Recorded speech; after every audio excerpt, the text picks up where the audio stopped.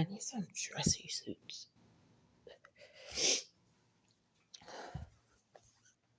Like some real classy suits to go to classy restaurants or after dinner or something.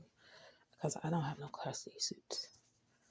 Because it reminds me of my friend. Like, he always wearing suits, like dressy suits. So I like them classy clothes. So anyway, the classy ones with the pants and the shirt, and you wear a shirt underneath it.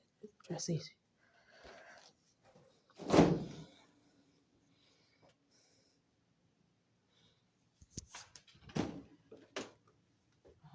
gonna make Brussels sprouts.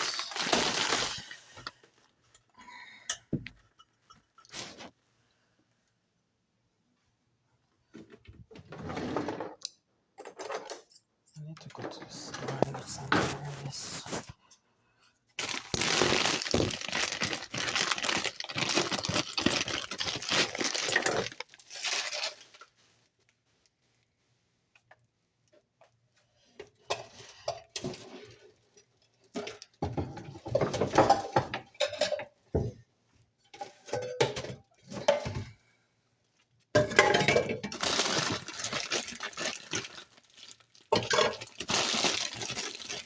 You should,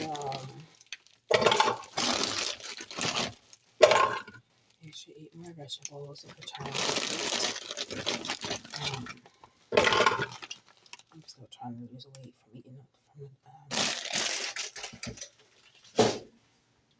the freaking medicine I was on. Freaking got me like my weight whole messed up.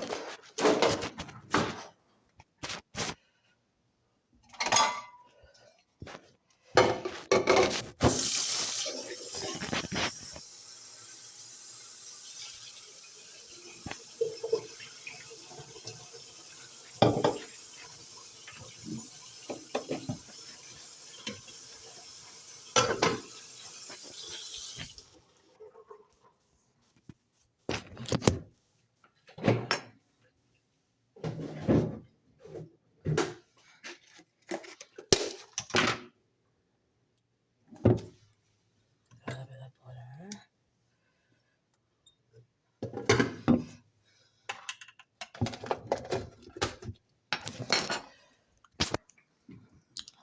So I'm making Brussels sprouts. I probably have salmon tomorrow to eat because that's what I like a lot. Salmon. They have like real cheap salmon at that one grocery store I be going to. So I need to start stocking up on that and vegetables. Then I'll lose weight. I need to stop eating more rice too because I've been eating more rice lately. Like I need to what do you call it? Slack off of it.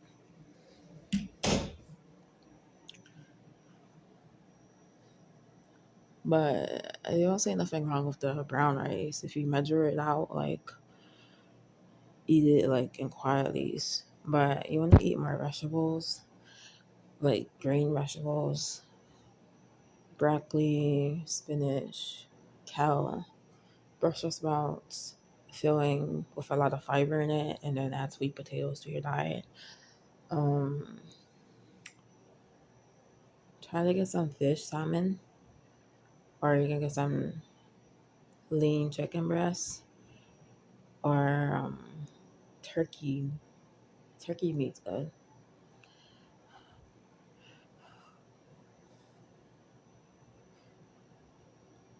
But I really don't eat a lot of meat. And then sometimes I like to like just eat a lot of cucumbers.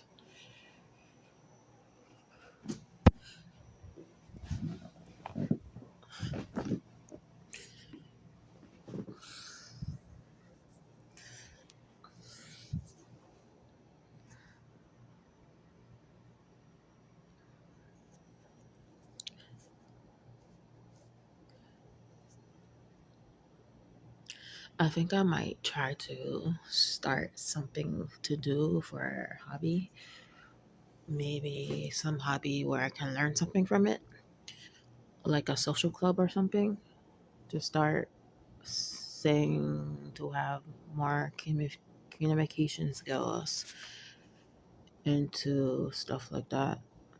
Um, it's just something for fun, just something to do, and then start my courses. So I have something to do, like my schooling. Um,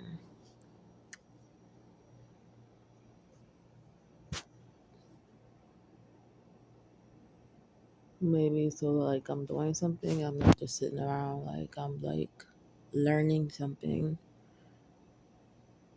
for future events. So I have to see like,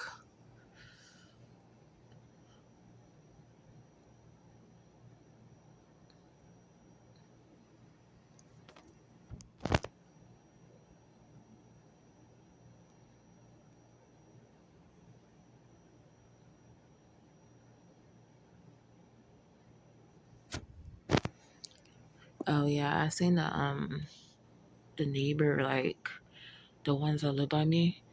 Like when that lady was here, she was nice, whatever. She was like real nice and real polite and concerning. She said like, yeah, just let me know when something's happening and stuff like that. Because sometimes I'm not open to mind to like tell them like stuff like about a situation. I don't know why. I didn't say anything about the stuff when I saw it on the cabinets, like in the summertime, which I should have told her that. But she was like, yeah, you let me know like what happens if something bad happens and stuff like that. And then she was like, no, I'm not trying to blame you or anything about for the windows because you didn't even know about the situation. Um, and then she was like, how do you like it here and all this type of stuff. And then I was telling her my experience as being here, like just walking downtown, being called the N word, a racist slur. And I don't think that's the first time I've been called an N-word walking. It's like the several times there have been like some people like in the trucks or something yelling out stuff. But and that's what I was trying to tell that girl that I was used to be talking to, that she said she was gonna like, when I first met her, like when I was downtown when I was homeless, and she came up to me and they was acting like nice, whatever, praying for me, and they gave me money.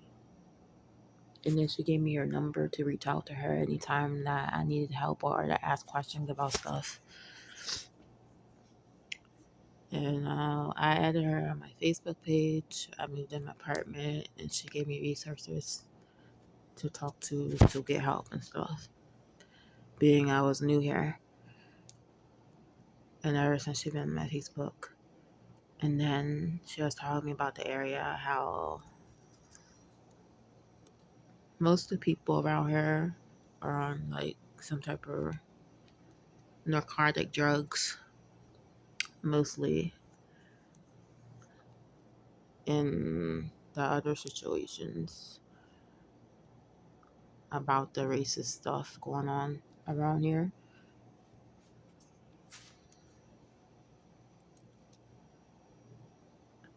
And then I think I was trying to tell her like, I was trying to ask her like situations about as me being having communication with her, but I wasn't trying to like say like judge her for her past or anything like that. She took it that way. And then she ended up blocking me because I told her a boundary of mine that I was just telling her like, yeah, can you stop tagging people on my page from your page because I really don't know them. And I didn't want people from here follow me on Facebook, on that social medias. And she's talking about, yeah, all this type of stuff. Yeah, I don't know who you're at anyway because That wasn't my point. My point was, could you please stop doing that? And I asked politely, and you've been like block me out of nowhere, talking about, yeah, I blocked you. I took you off my Facebook page. Um, Now this is supposed to be another Christian that's Christian in a Christian walk. I mean, a lot of these Christians out here, they also make most Christianity look bad because the way they act. Not to say that I'm perfect, because I'm not perfect.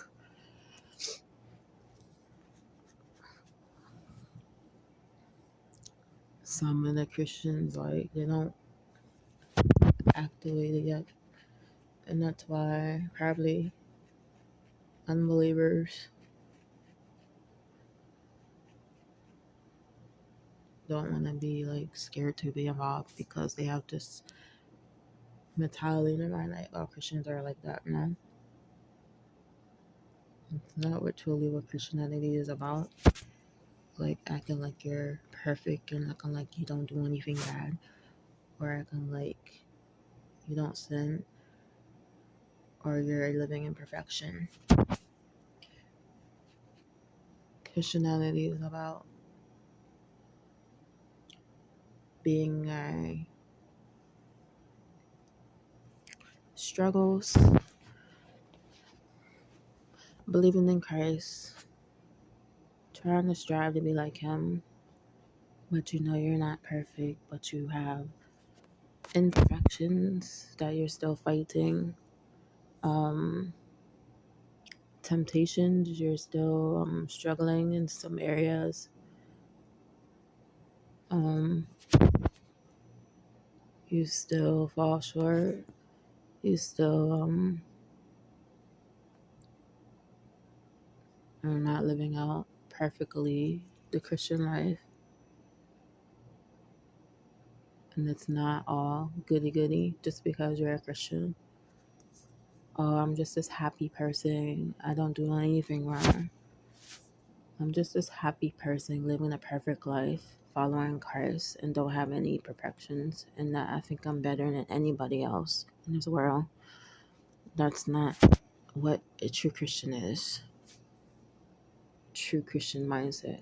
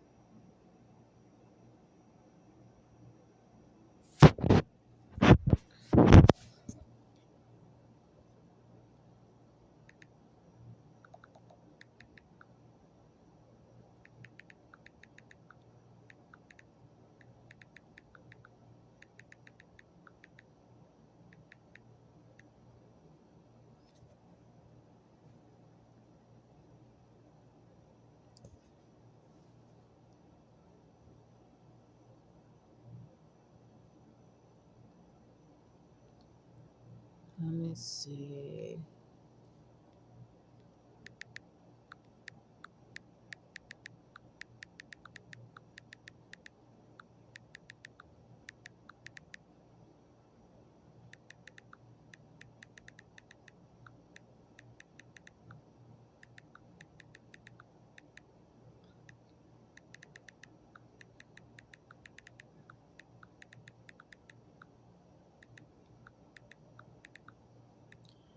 So I was like, yeah, I want to learn to be what I need to do to be established.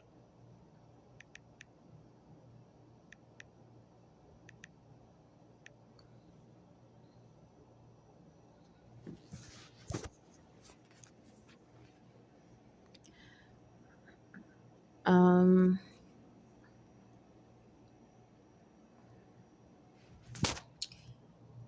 how can I say this?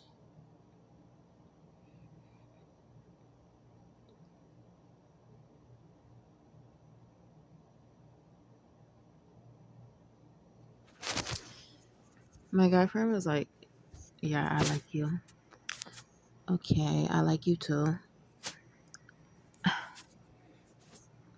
But you gotta be more talkative to me because I like you. Please stop. It's my Jewish guy friend. He's Jewish. Jew.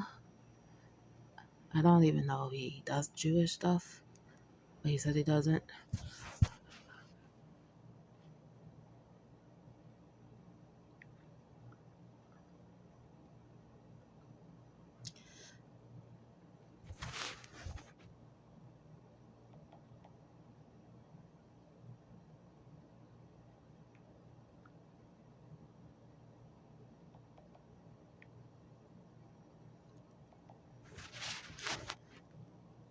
Um,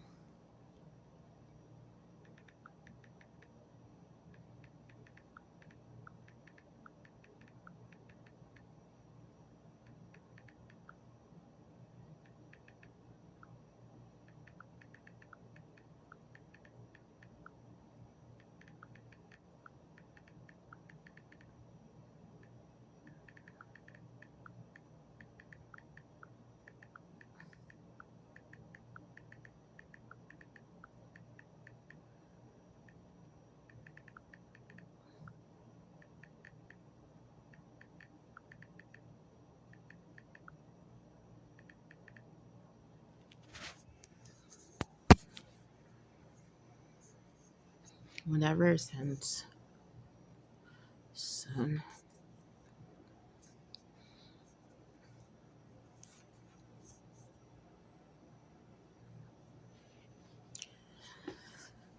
So I think this is gonna rain today and it's gonna rain tomorrow, like a whole lot. It said, so the so I said the Christian life is not this perfect life where we have no flaws, and this is what Christians make themselves out to be, and it makes them look bad. That's why unbelievers have this mindset all Christians are alike. And it says, you make a very good point.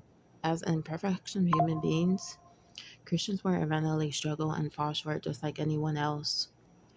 Like unbelievers, they fall short and they're not this perfect human being that lives a perfect life and don't have no flaws to them. And they talk about there's hypocrites in the church is why they don't want to go to church. But you're hypocritical because y'all are hypocrites too. You do hypocritical stuff. Unbelievers do. Like, this is an important thing for both believers and unbelievers to do recognize. The Bible never despite Christianity as making people perfect. It is a journey of sanctification, not perfection.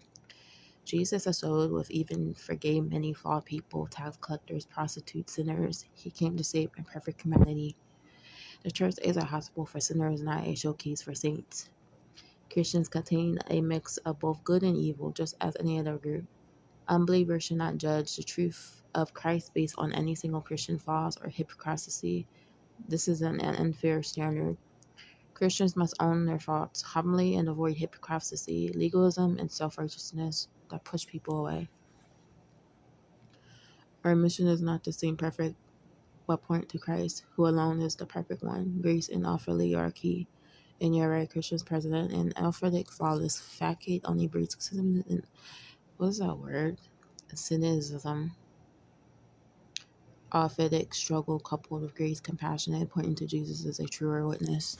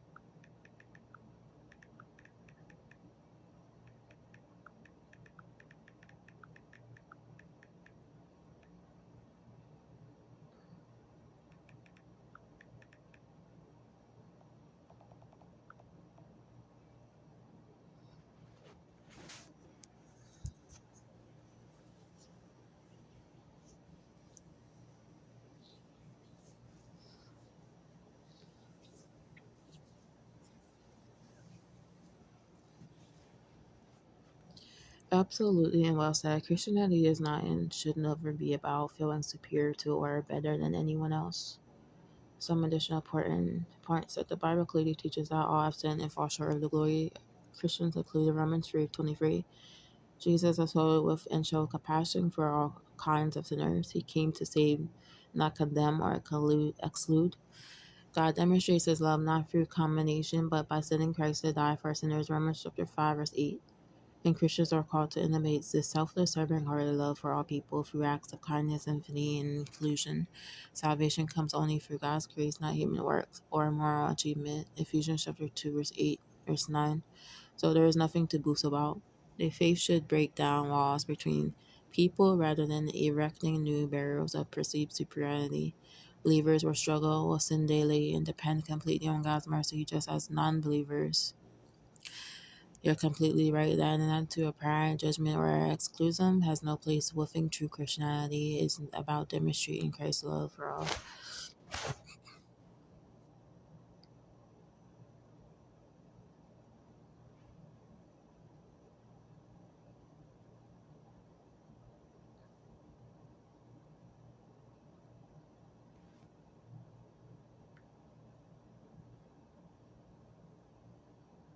Let's see what they say.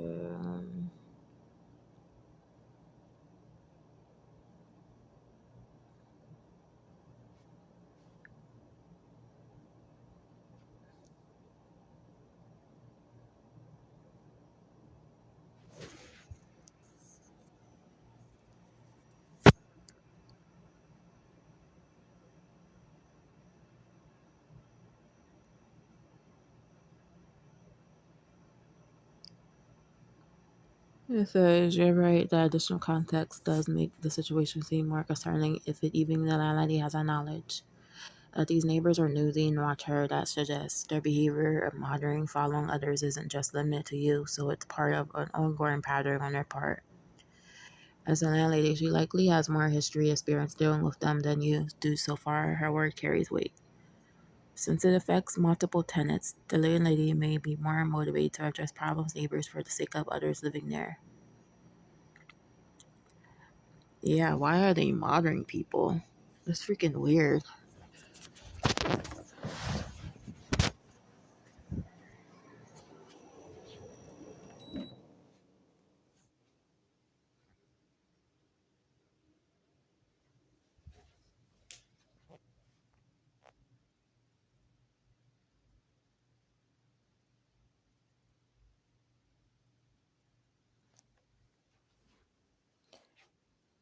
And then that one lady I was talking to, I think I don't know. So sometimes the people will act like they want to be your friend so they can gather information about you. If they pretend and build trust with you and stuff like that. That's what I was afraid of. That's why you shouldn't share stuff if you don't really know the person that well to call them your friend already. And you just met them in one day.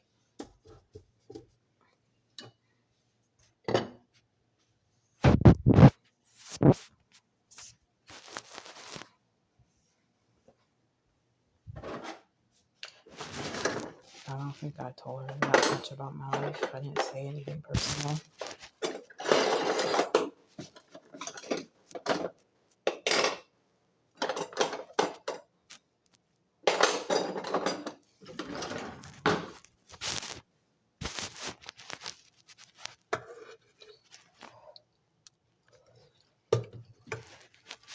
I don't think it's done.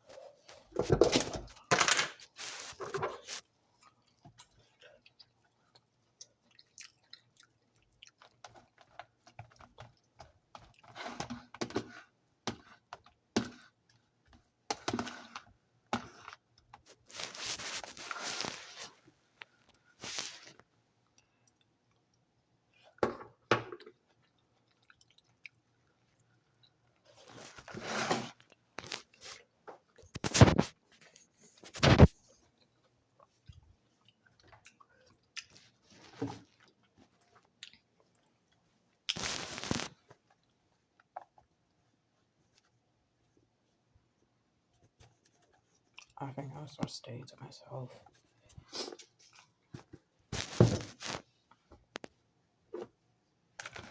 I'm gonna talk to somebody that's not in this neighborhood.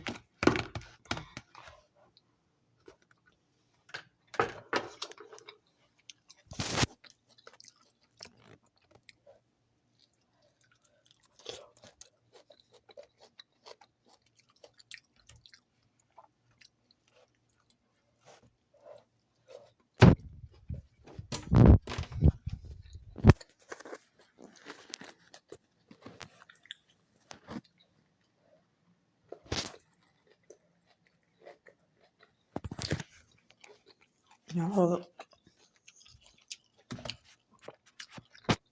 like the horse.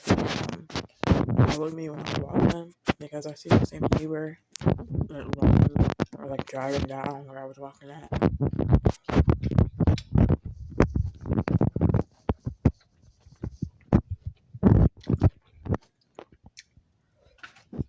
Fucking weird. And they don't say anything. And they don't say anything. They don't even say hi. I just see you walking. They give you this weird look. And then keep driving.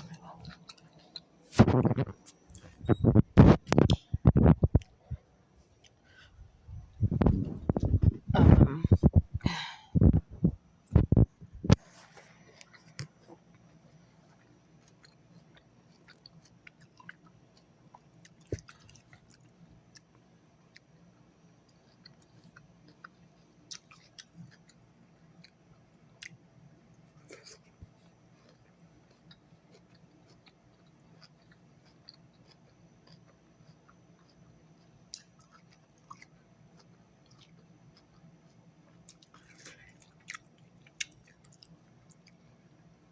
these Brussels sprouts are good.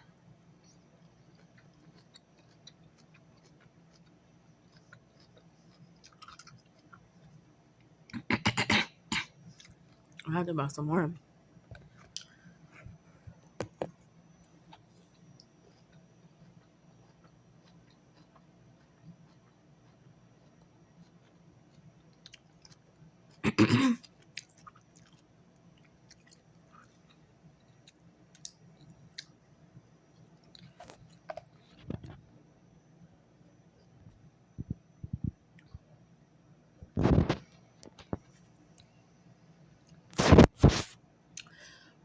But being a Christian is not about talking about like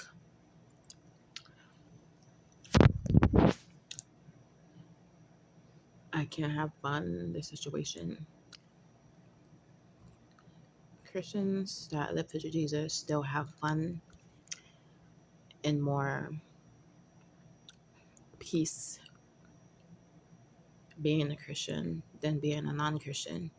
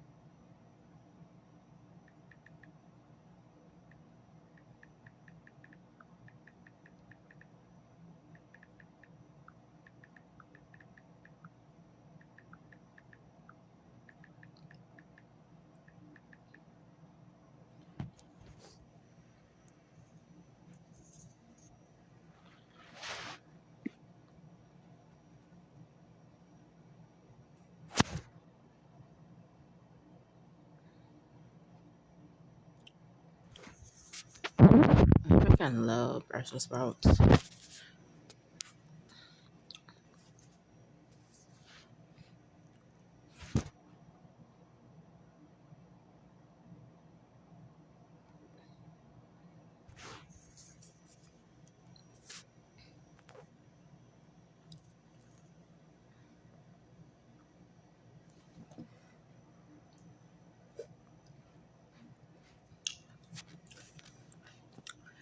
You make an excellent point. When critics claim the Christian life isn't fun, it often stems from a misunderstanding of what Christians view as truly fulfilling and pleasurable.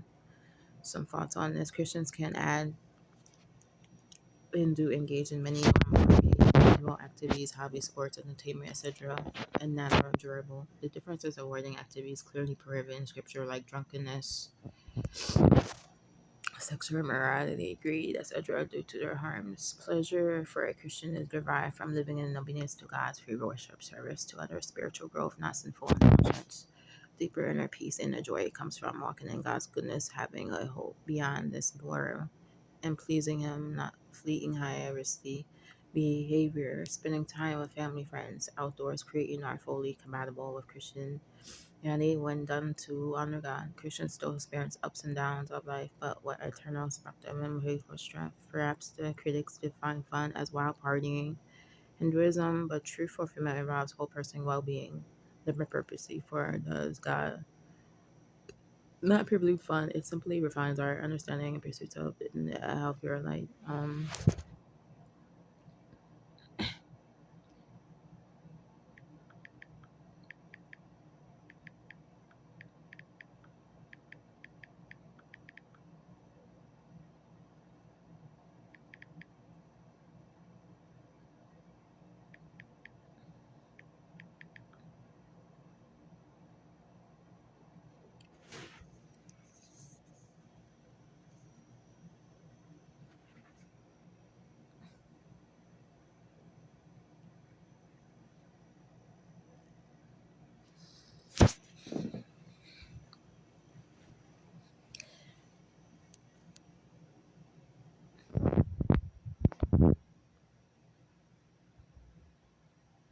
Even Apostle Paul spoke of feeling warring within himself between flesh and spirit in Romans chapter 7, 15, verse 25.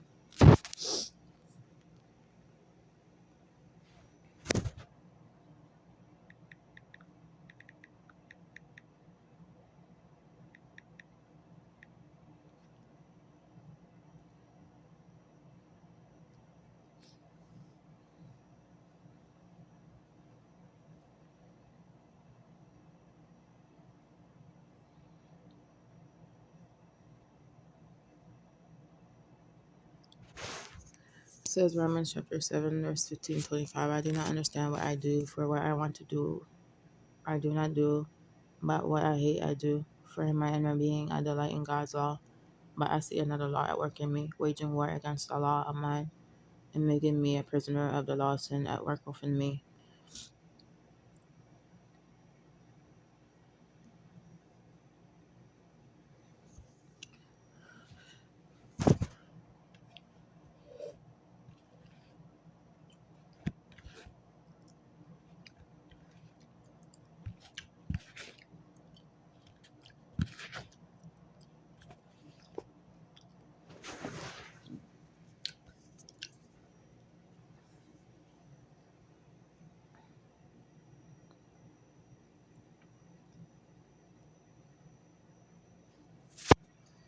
Um,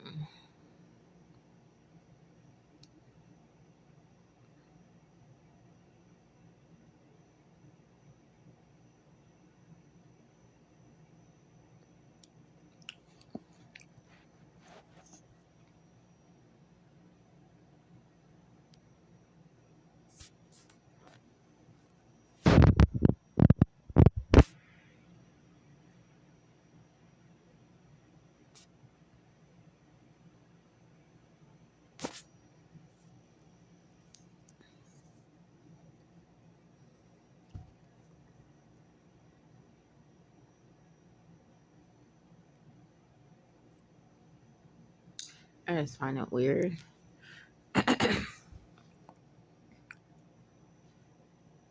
My hair grew back real great, so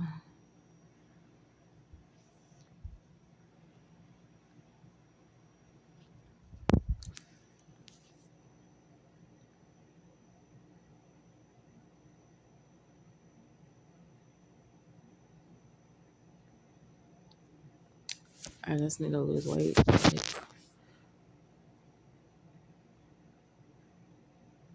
I mean, I lost weight.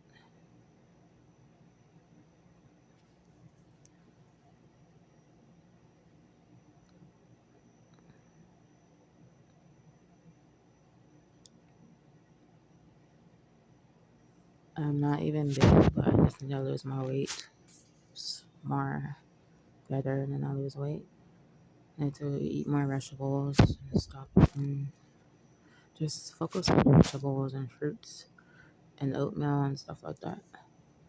And salmon's good proteins.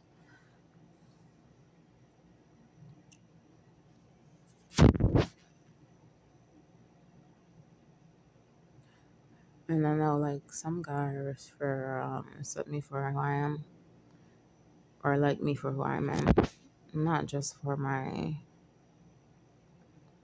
body or outside looks.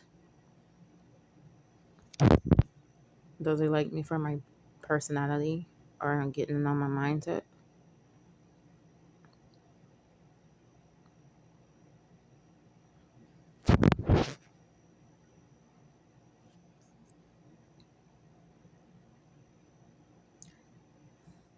If he doesn't, he misses out on whatever I have doing. Like trying to establish more and learn more. And I pray about it. I will stay to myself. I don't know, like here we go. It says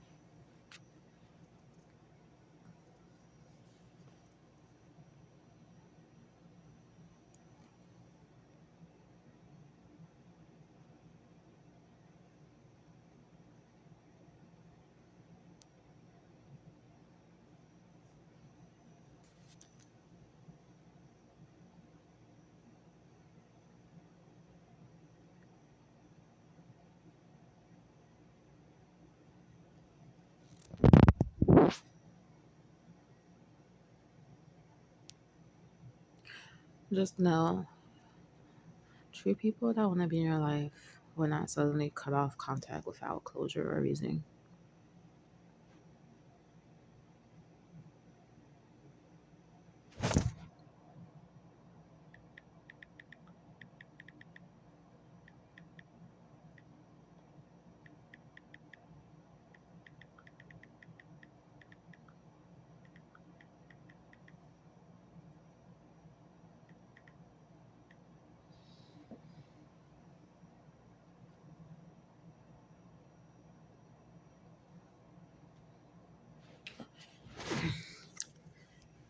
It's like living in a cult around here because it's weird. Like you live in a boom days docks.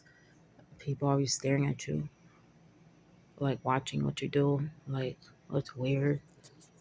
They want to watch you when you come outside, go outside of your house, come inside your house, put freaking cameras on inside of you, like they're freaking their police dog or something.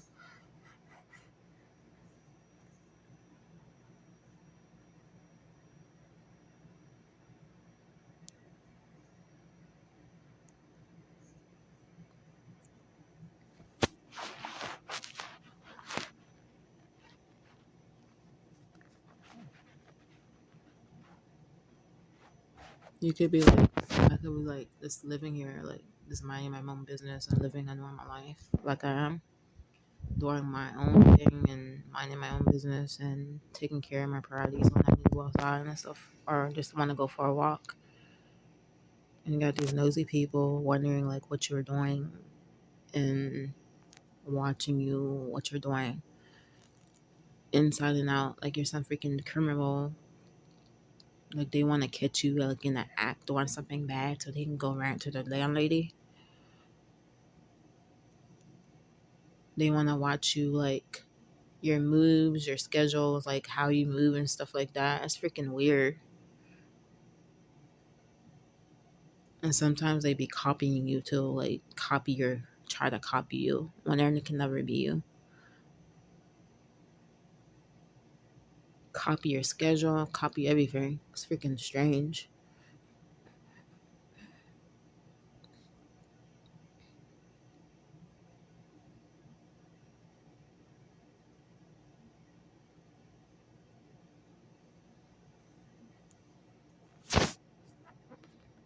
And this is why I don't talk to nobody here. I'm not talking to nobody. I'm just staying to myself. Mind my business. Like,